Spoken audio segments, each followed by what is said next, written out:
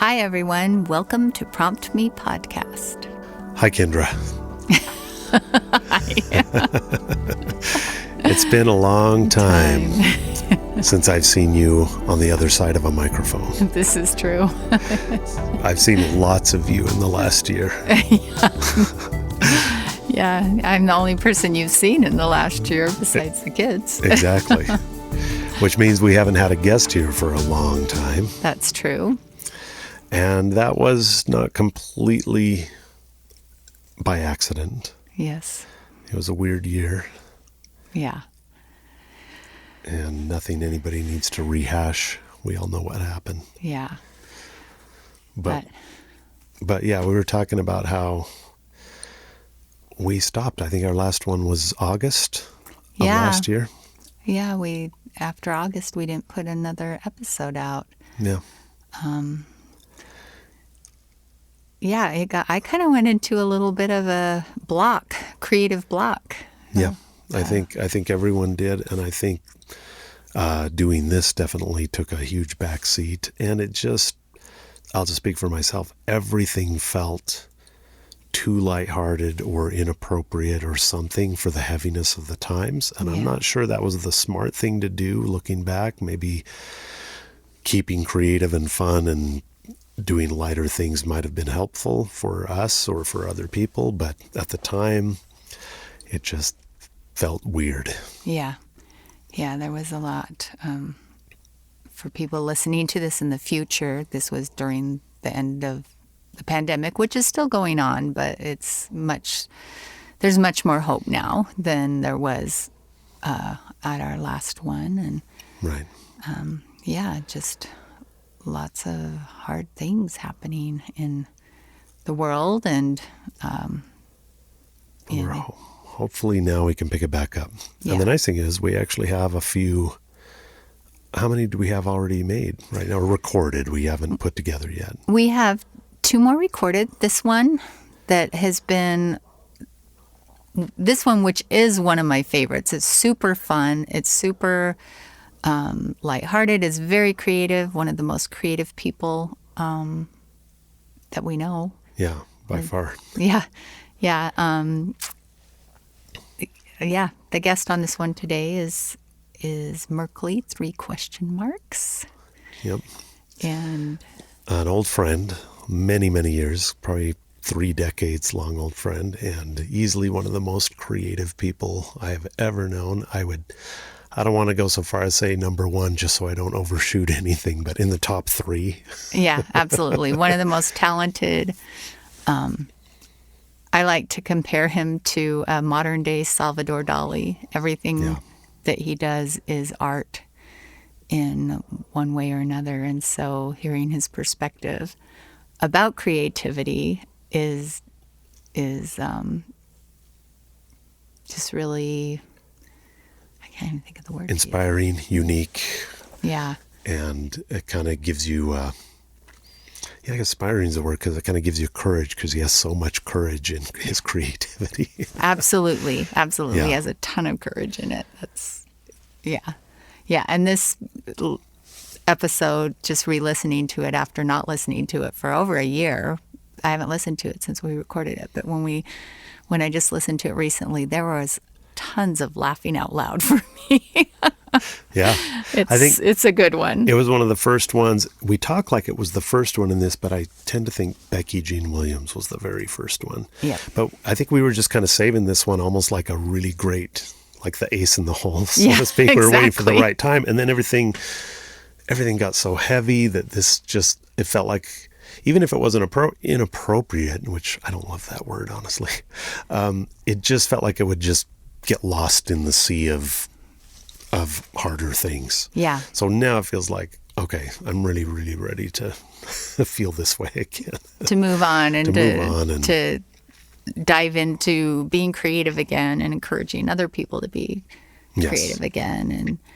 And yeah, it's a fun one. There are some swears, as the children would say. So there's your pre-warning for all the tiny children listening. Yes. Out of our millions of fans, we know you're out there. So let me just, a little more just on our guest. His name is Merkley. He just goes by Merkley. And he is an artist in every way. Mostly I knew him first as a visual artist, but he's also a musician, a great photographer. He did the album cover for my band, Late Night Alumni. He did the cover for Eclipse. And then he also made 2 music videos with us for the This and Runaway. And we shot these 2 videos in like 2 days on a long road trip from Salt Lake City to Long Beach in California. Shot 2 videos at the exact same time. But just everything about his life is art. And when he explains some of the things he's done, you will understand exactly what that means. And so I'm really happy to be listening to this one again and putting it out.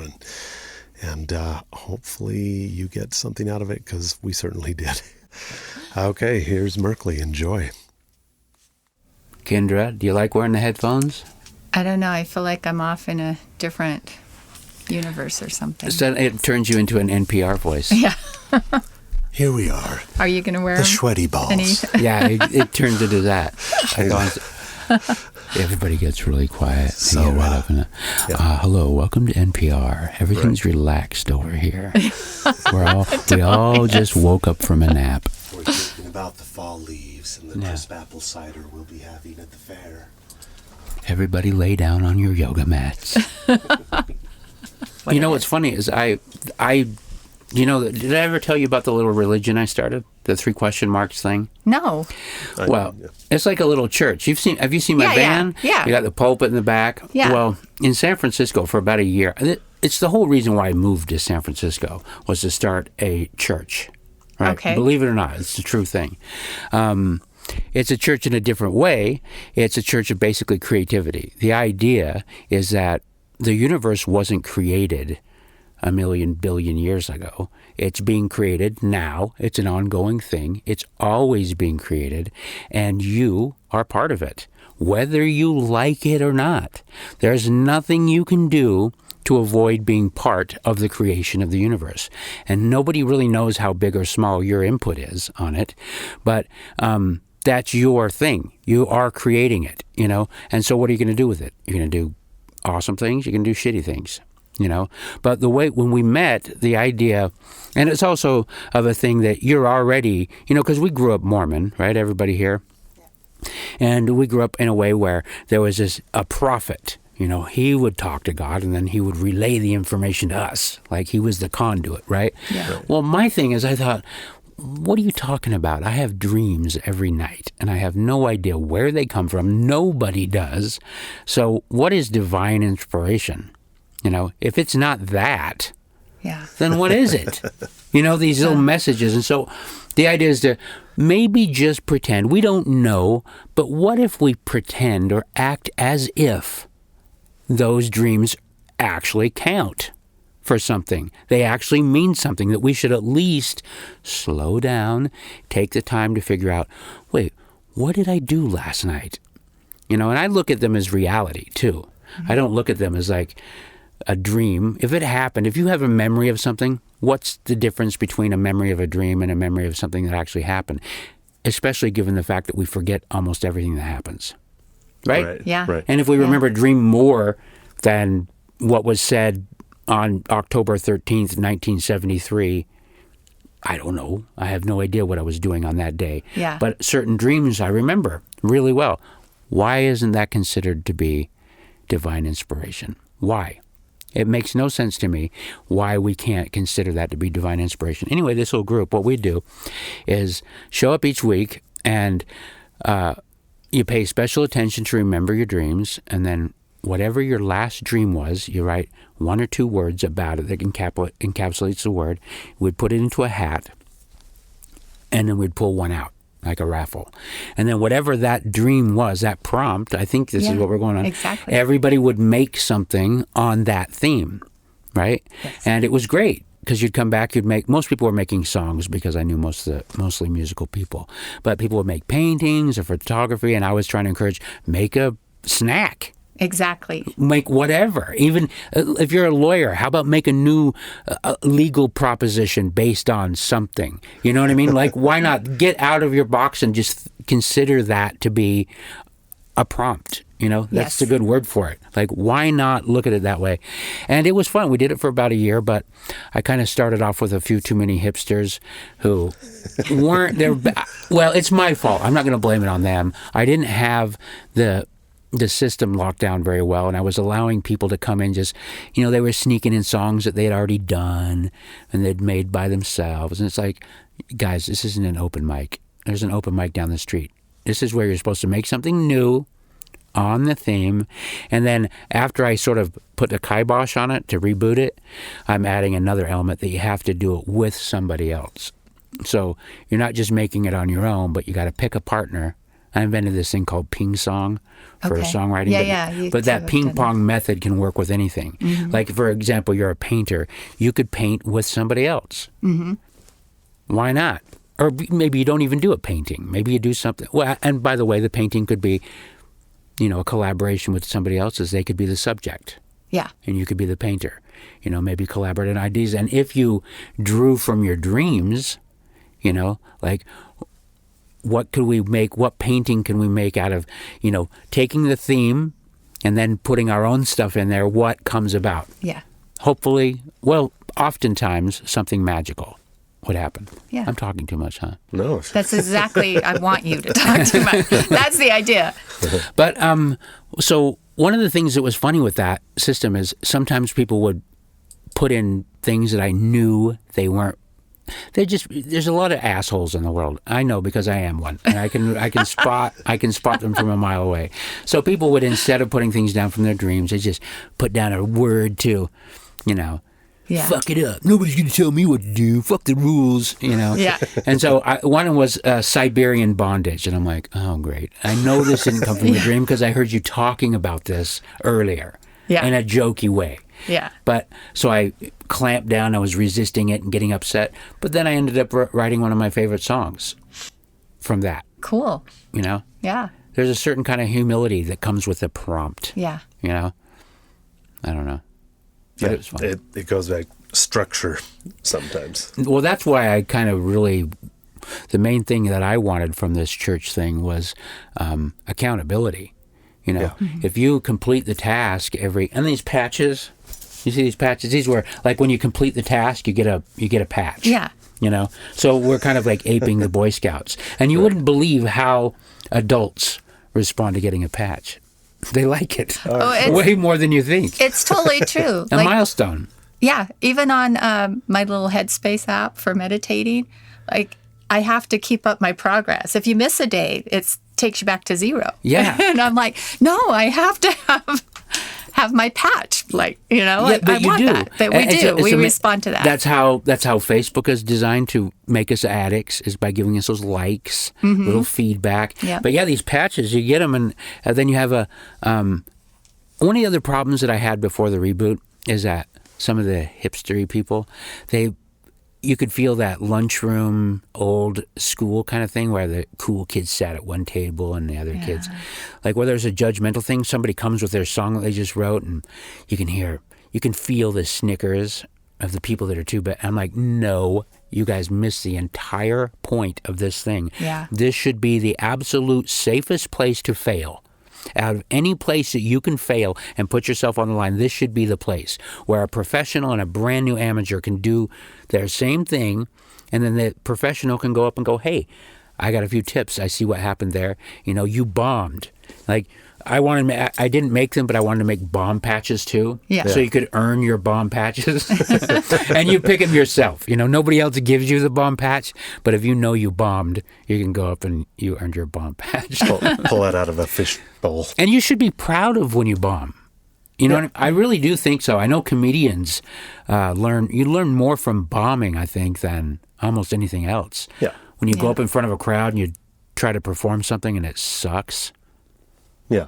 And you know it. And you know it. And you immediately know why. Yeah. But then imagine if you get the feedback from a bunch of people that are pros. And they go, oh, here's a few tips, or no big deal. We all bomb. Yeah. Yeah. But good for putting yourself out there. That's how you learn. Yeah. Anyway, that was me talking a lot about this religion that's going on. Well, behind that's the scenes. awesome That's because that's perfectly in line with the whole idea with this is that even people who don't think they're creative, That's they exactly are. right. I You agree. know, I mean, if they're a gardener, and they get a prompt, maybe that inspires a garden or, a song or a painting, the basic creative things. But then there are other things like businesses. That's a creative thing to come up with an idea for a business and Absolutely. bring it out into the world. You know what's happening right here? On this podcast, I'm converting you into my church. I think But we were literally- already converted, but literally- actually. I literally think about moving back to Salt Lake. Most of the reason why I think about Salt Lake is this idea is so perfect for here because so many of us come from this churchy background that we would understand the infrastructure. It wouldn't be foreign to us, but suddenly the dogmatic stuff would be removed, and you could just go, wait, we're just making and sharing stuff we actually make, Yeah. based on our own dreams. It's not this follower thing. It's like literally following your own divine inspiration. I know that sounds cheesy and hippie, but it's way good. different, Yeah. You get the social group, which is the one thing that I miss about church, is the social group, common purpose. You've got 300, how many people are in a ward? 300, 400 people? Something like that. You got them coming and they have common purpose. Whatever that purpose is, there's a certain satisfaction that I think we get from those kinds of things. But I just didn't like all the hell and hellfire and damnation stuff. Yeah. But also that's one of the hard things about this idea I found. If people aren't afraid of going to hell, They're less likely to do I that. mean, I was trying to think, well, what's our version of hell? And it's just like, well, it's just your own hell. It means you haven't done it. You missed an opportunity. You're missing lots of opportunities. How does that feel, sucker? There's a patch there, Yeah, exactly. the hell patch. Yeah. And then, of It's course, Velcro, though. It's It's a- removable. You could change your mind later. I Yeah. got out.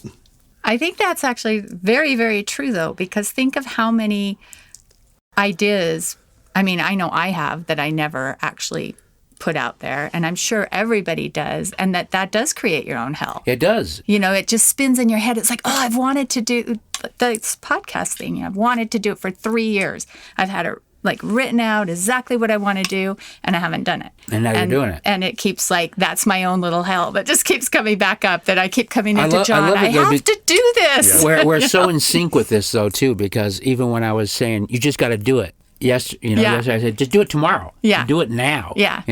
That's really that's what your idea is about, too. The prompt thing is about doing it now. You have Yeah. an excuse to do it. And that's really the issue. You have to do it. If you don't, I don't know why I create. Do you know why you create? Why do you paint?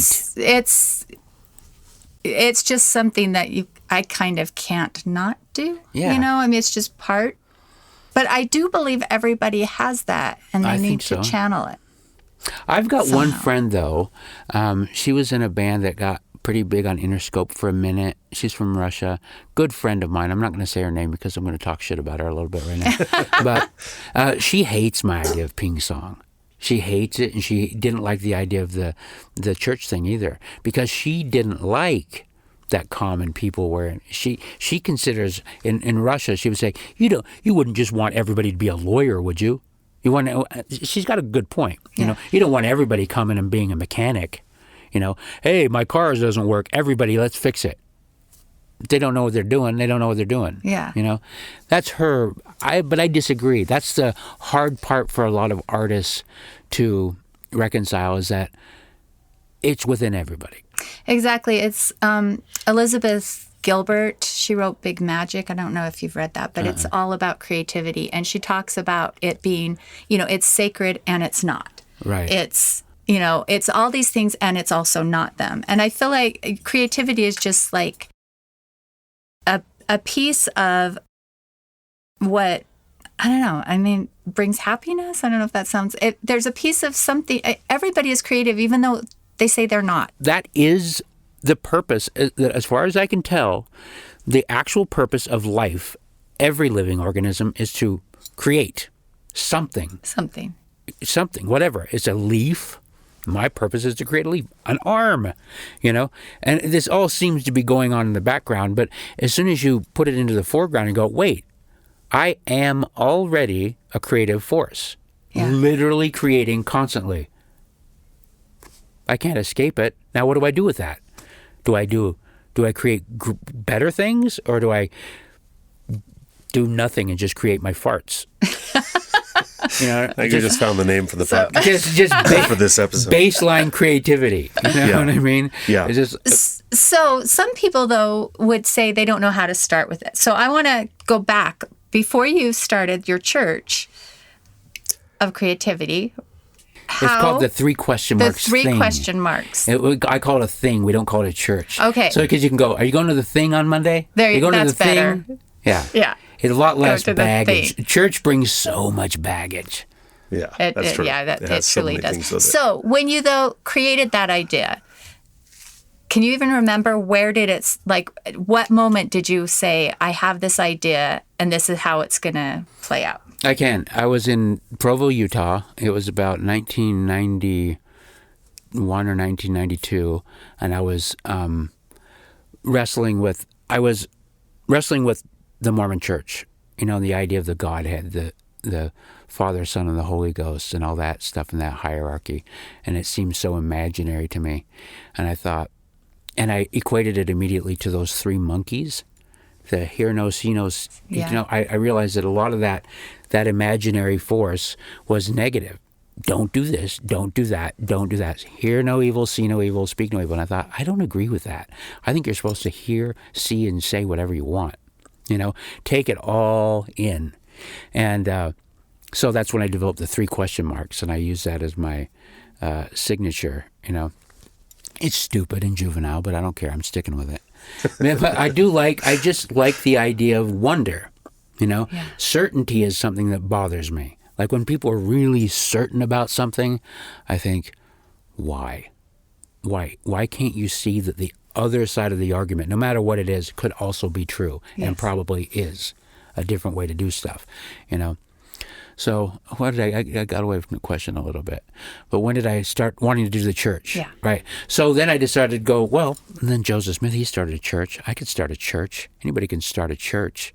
And I started developing this backstory about the 3 question marks. So I decided to have the yin to the monkey's yang is 3 little guys that grew in a guy's head, 3 bricks. There's a big story. I won't get to the whole story, but I created a whole backstory that looks like a children's book about how the 3 question marks, which are these 3 little guys that you'll used to see on the front of my website. Oh, yeah, I remember. But they're these little midget-looking ugly men with missionary outfits. One of them has X-ray vision, great vision, and he's a photographer and a painter. The other guy has headphones on and a microphone, and he's this kind of medium. He's a comedian, right. And what's the other guy? Hear no, see no, speak no.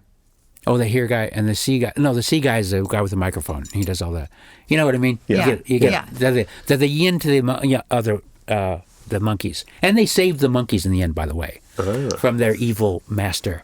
Who was making them build his church? Did you write this all out? Yeah, I've got it all. It's not all completely done because it keeps formulating, and I'm not in any rush to finish it. Yeah. Because literally every few months goes by and a little edit to the story happens, and it's kind of one of those stories I'd rather leave behind after I'm dead. Yeah. I'm thinking like a Chinese person. Yeah. In long terms, generationally, for the next generations. Yeah. But yeah, I just thought, and that was the whole idea, is to go to San Francisco and create this group based on making stuff, I love that. Because the way I look at it, religion's waning, right?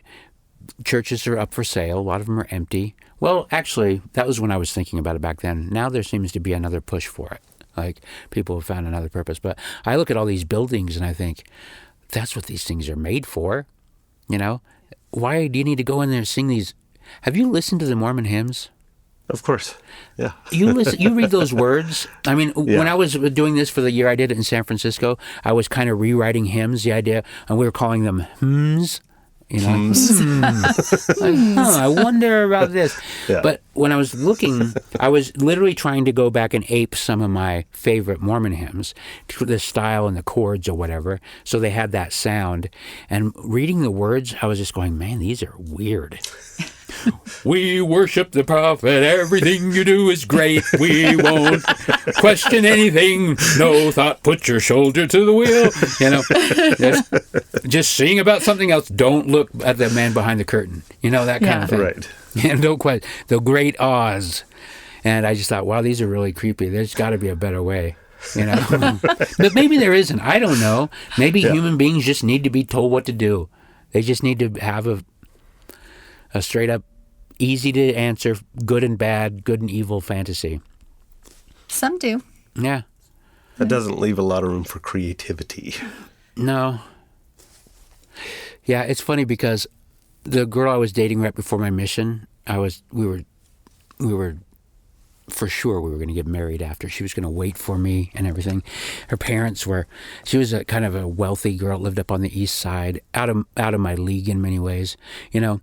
But her parents were like, you shouldn't be dating him. And I was gung-ho Mormon at the time, too. You know, really actively, you know, going on a mission and all that stuff. Yeah. But they were saying, no, you can't date him. Why? Because he's an artist. And we're all like, why? Because artists all fall away from the church. None of them stay Mormons. They all apostatize eventually. And I'm like, you're so wrong. You just wait. I'm going to show you. Of course they were right. That's funny. Usually it's because you're not going to make any money. That's what I was going to say, too. Usually parents don't want us like, yeah, that guy will never make any money. Yeah, they were right. I did apostatize, and I made my own church even. I went even further. That's even worse. That's even worse. I'm like the RLDS over here. Like, not only am I going to stop going to church, I'm making my own. I said, no. I'm going to buy an old Mormon house, and I'm going to change it. But anyway, it's a really fun thing. We had, you know, anywhere from 30 to 60 people coming per week.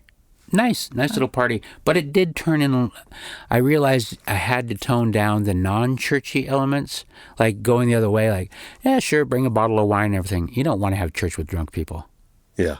Was this all at your home?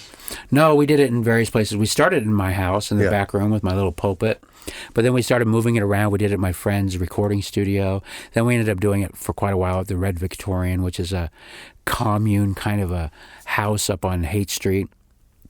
But I was always frustrated because I'd have to load everything in, and I really kind of had to do almost all the work. I had to make all the programs. I mean, those little folding programs, just like we have in the Mormon Church, you know, that shows who's going to be performing and doing what, to create some kind of accountability. Because if you put somebody on the program, they're going to show up. Yeah. You know, if you're scheduled to speak and you don't show up, that's not cool. Good. Yeah, it's not cool. You look like a total loser. But yeah, I did that. But I just realized, when I put it on the kibosh and for the reboot, I'm really in the market to buy a church, maybe even here in Utah, and start doing it here. Because this would be the great place to do it. Yeah. You know? You could tie it in with an MLM, and then you'd for sure be successful. But you know what I mean? People all know that nothing's unfamiliar about going to church. Right. And I think most people do. I don't know. Do you have any good memories of church? You guys, I'm taking it. Those you guys social aren't really... things you talked about, for sure. Yeah. I mean, all your friends were in it, and it was just like I have fond memories of Boy Scouts too. Exactly, and it's that kind of, and I'm combining both because you're getting patches. Exactly. I like it. Yeah, it's fun. You'd be good at it too. I think of all the people that would be best at it, that would appreciate it the most, are mostly all people that are here in San Francisco, here in Salt Lake. That's true. Well, when are you going to do it? I don't know, when I get off my ass and paint my house so that I don't sell it for less than it's worth. That's always hard. You know how when you got to get ready to sell your house, you got to at least shine it up a little bit? Yeah. We lazy. Just went through all that. You did? Oh, that's right. House. You just sold a house, huh? Well, it's under contract. Oh, it's under contract, yeah. But it takes a minute. And if you're a lazy person like me, time can just click by. Oh, I'll do it tomorrow. And then Yeah. suddenly, 20 years later, you're knocking on the top of your coffin trying to get out. I didn't sell my house yet. Maybe that's your next creative prompt you need is, I'm Yeah. going to creatively clean my house up. Yeah. Well, I need to Tom Sawyer that shit. Yeah. So man, that's what I need to do on the podcast. It's so great. I got this great project. No, make it part of Charge one of the people to a clean my Sunday house. service. Yeah. Part of the greatness of these things is serving one another. But I have a project. I actually do believe that. And so as far as philanthropy goes, Yeah. this system would be that too, because I would like to have the most transparent donation system ever, because it's a nonprofit 501c3. So if you donate to it, you get a write-off of your taxes, as you should, because it should help the community. But what you could do is you could very transparently bring beautiful projects to light. Albums, music, movies, what have you, even building things, you name it, anything is creative. But you could track your donations and see what projects they go into, because so you could see the financial, the end benefit. And maybe it's basically like a really transparent Kickstarter that is a tax write-off. So your donations would be. then go on to support some art being created. Why not, right? Yeah. I mean, they already have Kickstarter for that, but it's not 501c3. So you've already set this fully up as the 501c3? It's in the process. I've got a lawyer working on it in San Francisco. Yeah. You don't have to do these things. It just makes it's really just a tricky way for Uncle Sam. He makes it easier for other people. So when they donate, they can, but you don't have to. You don't. Yeah. The government can't make a law regarding religion. So if you say you're a religion, you are. Oh, I like that. But the 501c3 thing just makes it easier for people. And then Right. they believe you.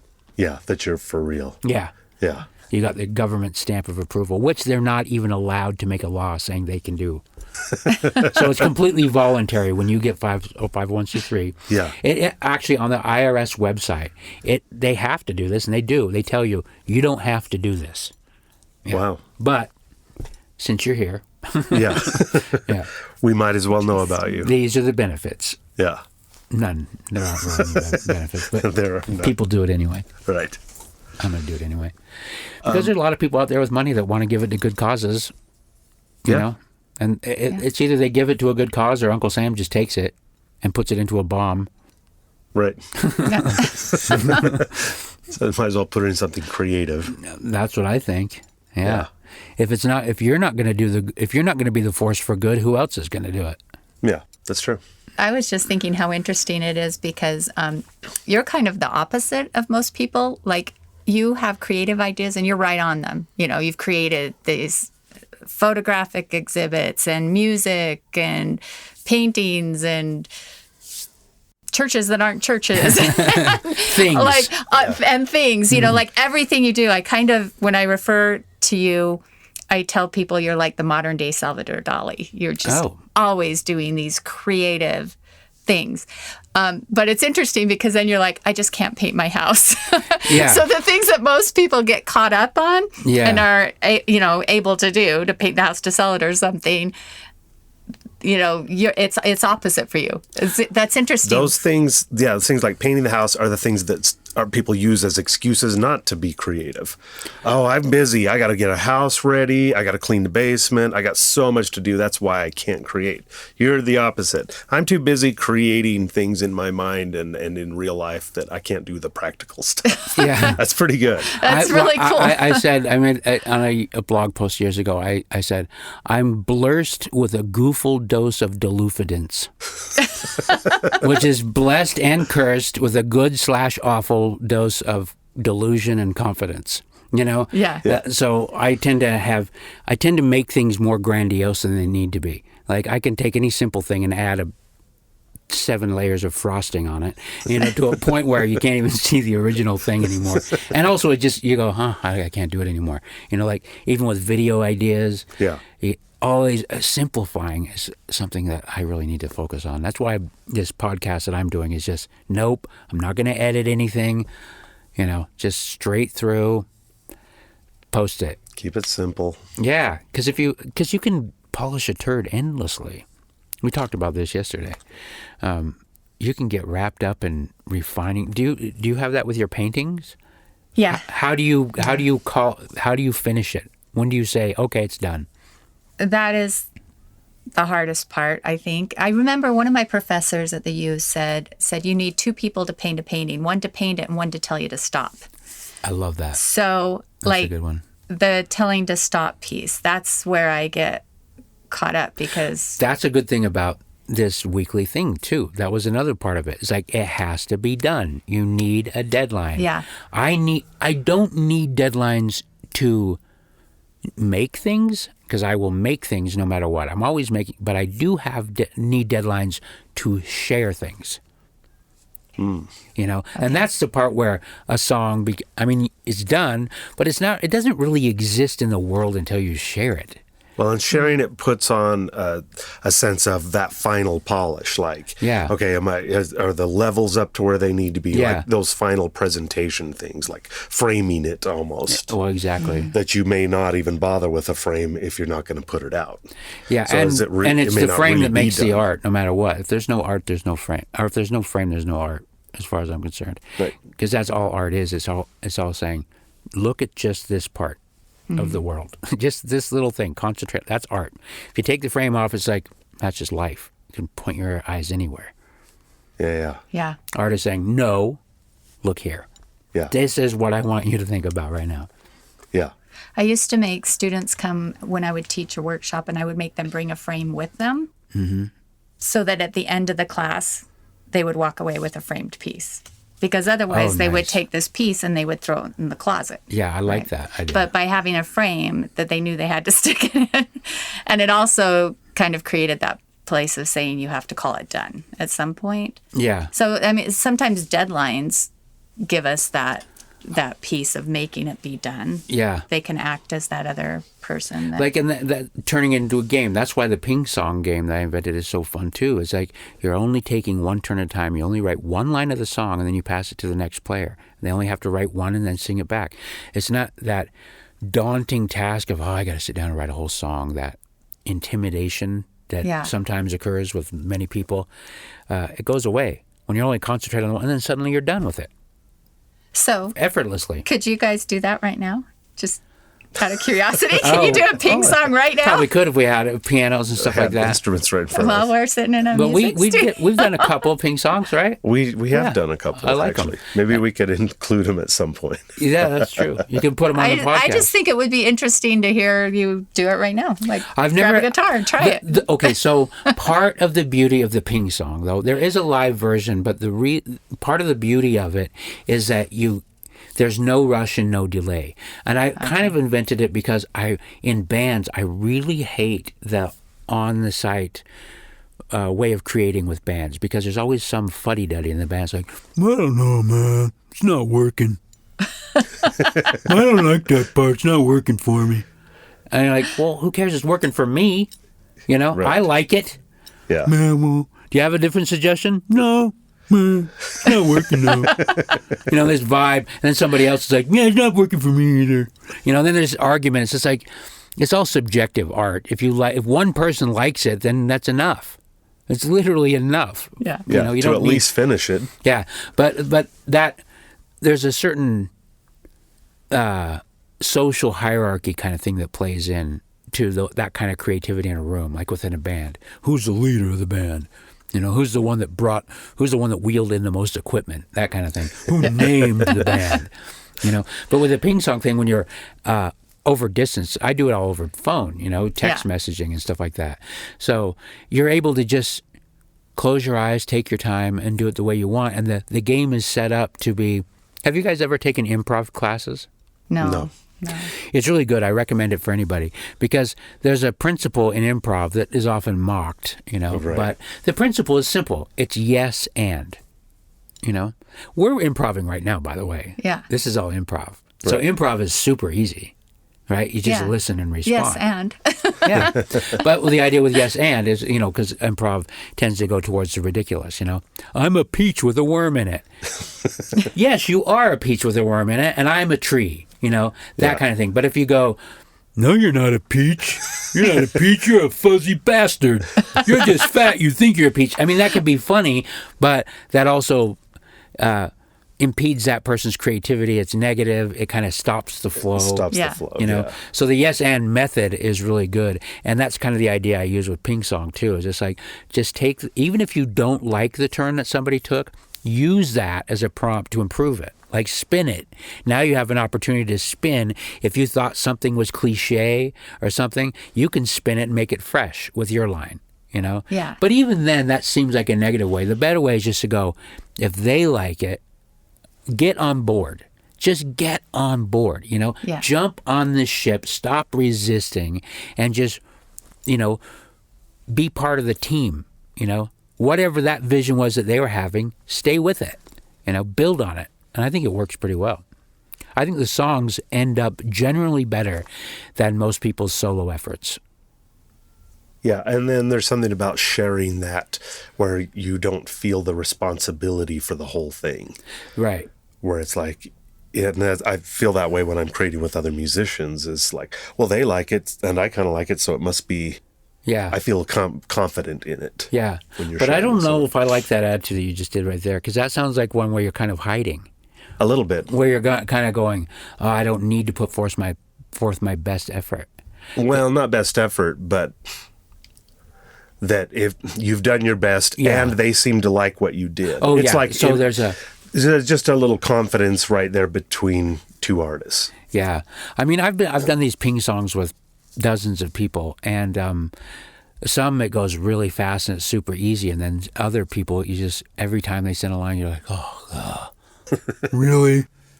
You know, but weirdly, some of those songs where I had the conflict end up being the best, because there's kind of a built-in tension there too, a call and response kind of a, Yeah. you know, on the one hand this, on the other hand that, you know, vacillating, because I have a tendency to want to make everything overly poetic and use, you know, very visual words, you know, the red barn, you know, and just describe things, making them painterly, you know. And where I find that a lot of the women that I collaborate with are more feelings, you know. It's all, this is how I felt. And so having the combination of those two things, it ends up being a lot better, I think, you know, because it ends up a balancing point. And there is a tendency to, when you're working with somebody else on a story, you're the creator, but you're also the audience. So, because you don't know where the song's going yet, there's a tendency to make the stories a little bit more linear, you know, and they end up becoming more like a story. They have a broader appeal just by the method that they were created. That makes sense. Yeah. Yeah. This all is applicable. We're not off the rails because this is about creativity. Yeah, Right? absolutely, absolutely. The other question I wanted to kind of explore was, because you do work in every medium: photography, painting, Jack of all trades. music, podcasting, videographer, writing the videos as well. But I have an opinion about that too. I don't see that as being. I see that as one thing. I literally look at art and I go, All of those when people is go, one. you do so many different, and I go, no, I don't. I do one thing, art, and it's not that important. I'm less important than a plumber. If I fail, nothing happens. Nobody gives a shit. You might get an unnecessary yawn if I do something wrong. There's literally no accountability for an artist. If a plumber fails, you literally got a house full of shit. Yeah. It's a bad deal if a plumber fails, you know? So I actually am surprised when artists aren't working in all the art mediums, and when they even express that it's different, I go, I don't understand why you think that it's different, because it's not. There's really no difference between them. It's the same thing whether you're painting or whether you're making a song. You're expressing a thing with otherworldly things like colors or notes or words or thoughts. Like, what's the difference? Just process. Well, Yeah. Probably. and tools. Like Yeah. I can't make a song. I don't know the instruments. don't, those are things that are not gonna- my tool. We're going to do a ping song. We're going to do a ping song to prove you wrong. Yeah. Well, that'd be good. I like Oh it. dear. Can you carry a tune? No. Wait, you can't carry a tune? No. Can she carry a tune? Yeah, kind of. There's a slight pause He there. paused. When she sings, when you sing in the car, do you not hit the notes? You know what? I think I kind of more whisper sing when I Okay. do that because I no, it's I think if she- it is if not she a really strong learns it, talent yeah. of mine. Put it that way. So But I mean, you're good with colors, right? So you can. Have you ever taken those color tests online where to see if you can see the very slight shades? I get 100%. I got really good color vision, right? yeah. There's really no different than hearing sounds too. I think. And I'll Well, bet. I think that there's different. You're unique in that you are able to express yourself in all those. Do you see how I'm tying this notes. back to your thing though, where you said I think that everybody has? I'm just saying I agree with you. Your earlier thing where you said I think everybody can do it. Yeah. I think everybody has it. Well, maybe not with music, because Well- there is a weird thing that some people are tone deaf, and it's confusing to me. Like, wow, they must live in a different universe. Well, and then let's also take it back to that everybody can sing, right? Whether Yeah. you can sing well or Whether on you can harmonize pitch and, or those things. So, there's that element of it as Yeah. well. But I do think you are unique in that you are able to see all the colors and hear the music and do all those. Well, I appreciate that, but I actually, I'm skeptical about it. I think other people can, if they focus on it. Do you ever get weirded out when people tell you you're talented? I get a little bit annoyed when people go, "Oh, you've got such good God-given talent." I go, "What are you talking about? I worked really hard. I've spent a lot of time." Like people, when I used to draw pictures, they go, "Oh man, I'd give anything to draw like you." I go, "How about 1,000 hours? Yeah. Draw for 1,000 hours. You'll probably be better than me." Because I know my starting point is behind a lot of other people's starting points. I look back, that delufidence, that delusion and confidence, I look back at my drawings when I was a little kid, and I think these are not any better than any kid's drawings. They just aren't. They might even be worse. But I thought they were better, and my mom and people told me I was talented and creative, and who am I to argue? I'm just going to believe them, know? So if a little kid, if you can trick me into it, I think it's just about desire and effort. If you put enough effort into something, you'll get results. Well, and also just believing that you can, Believing you without knowing. Yeah. Maybe that's one of the biggest things you have is just the Delufidence. yeah, exactly. Well, why not? Most people, I think Yeah. we're going back to, stop themselves Yeah. for sure. Yep. And I've Whereas had that delusion. you don't have that break. No. You're willing to try it. I'm and like, be like, I'm like William Hong for sure, in many ways. oh yeah, that guy. I am. Like I look back and it's weird. I mean, it's weird because I am my worst critic. Like nobody hates me or is more critical of me than me, but still, there's this weird thing that happens when I look back at things I made years ago and I think, ooh, gosh, if I would have known how terrible it was, I would have never shared it. But I did. Because I thought it was great at the time. Yeah. Kept me going forward. Yeah. Delusion's not all bad. No, there has to be an element of that in art for sure. I think every artist is deluded to a certain point. Yeah. Otherwise, they wouldn't. I mean, is there anything weirder than making art? Right. Exactly. It's so weird. What are you doing over there? Squishing colors around on a board, making it look like a cloud.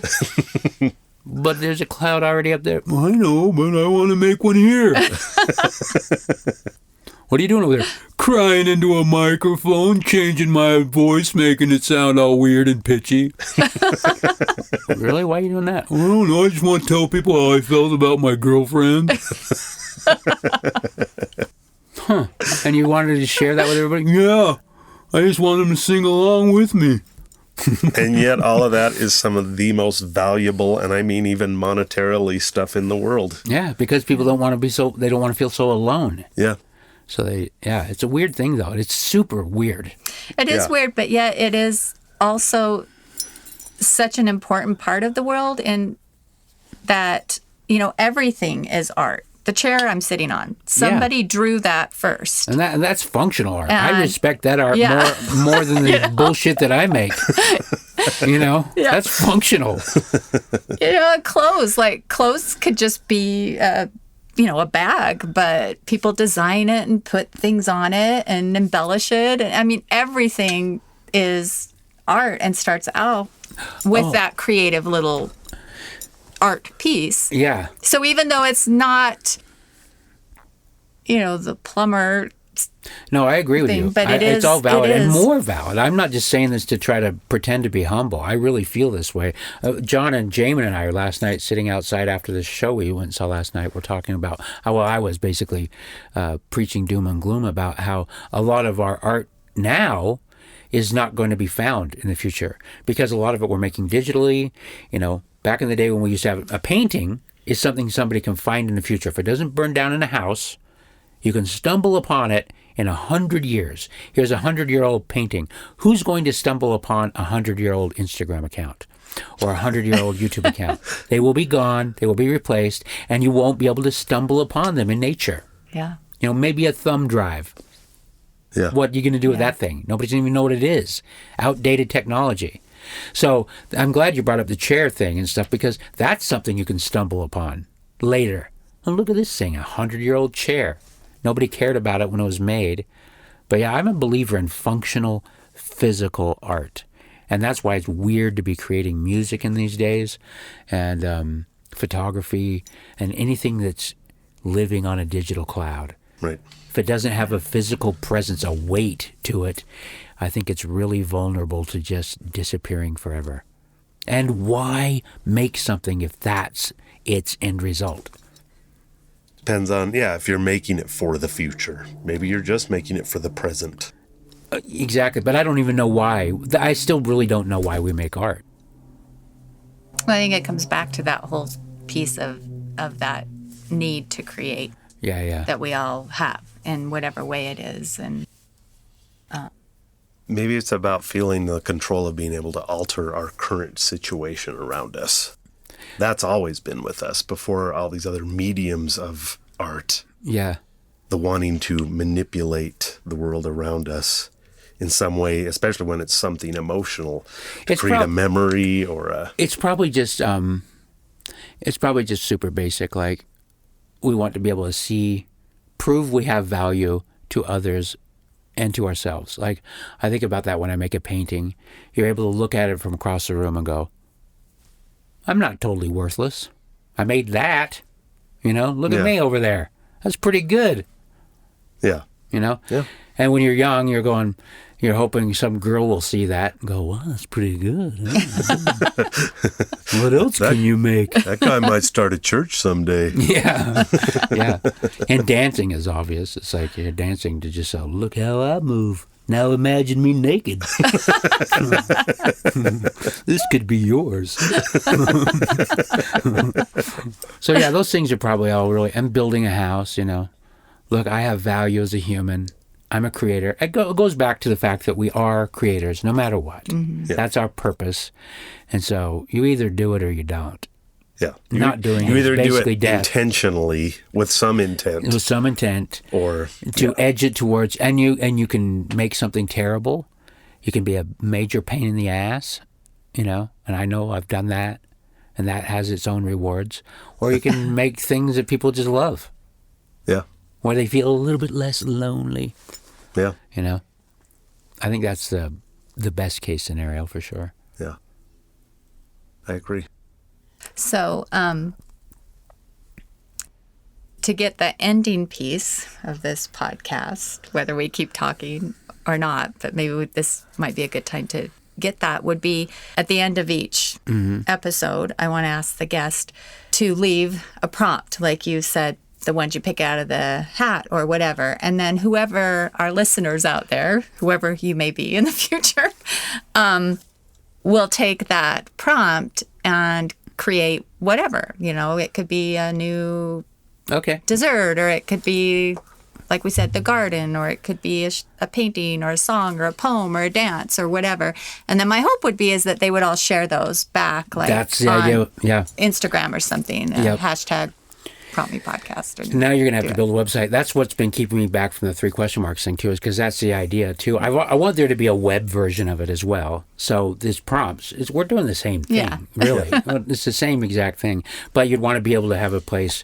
I want to have a place where people can meet and show them, bring them live, to really account face-to-face. Because I think there's just too much interneting. Mm-hmm. Come on, get together. You got to get together sometimes. Yeah. Look at people's faces. Watch how their bodies move. Body language, basic language. That was John's old band, by the way. Yeah. But should I leave a prompt now? Yeah. All right. Yeah. So let's just keep it simple. My prompt for anybody listening is to, tomorrow morning, or whenever you go to sleep, next time you wake up, I want you to try to wake up very slowly and remember what you dreamed. Just try to grab a sliver of what you were just thinking. And then don't just hop up out of bed. Don't look at Facebook. Just think about that. Grab your notepad or your recorder and just remember your dream. Just remember it. Write it down. And then either just share that dream directly with your social media or your friends. Call somebody. Oh, here's another rule that I've had, another dogma of my religion. If somebody appears in your dream that you got to tell them. You have to tell them, even if you don't want to. Figure out a way to do it. Send them a little voice message. That's better than typing it out, trust me, because it can get creepy if you type it out. But if you send them a voice message. But anyway, that's beyond the prompt. Beyond the prompt, just find whatever that dream was and then make something from it. Even if if it's your dessert.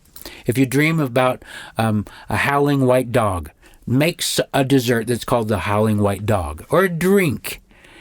Or a drawing, or a poem, or a song, or whatever it is, make something out of that. Bring that piece of that strange subconscious world, bring it into the physical world in some physical way. Is that a prompt? I love it. There you go. Perfect. I love it. Perfect. Thank you. All right. Thank you, everybody, once again. Go create something and be sure to tag us in it because we'd love to see what you make at Prompt Me Podcast.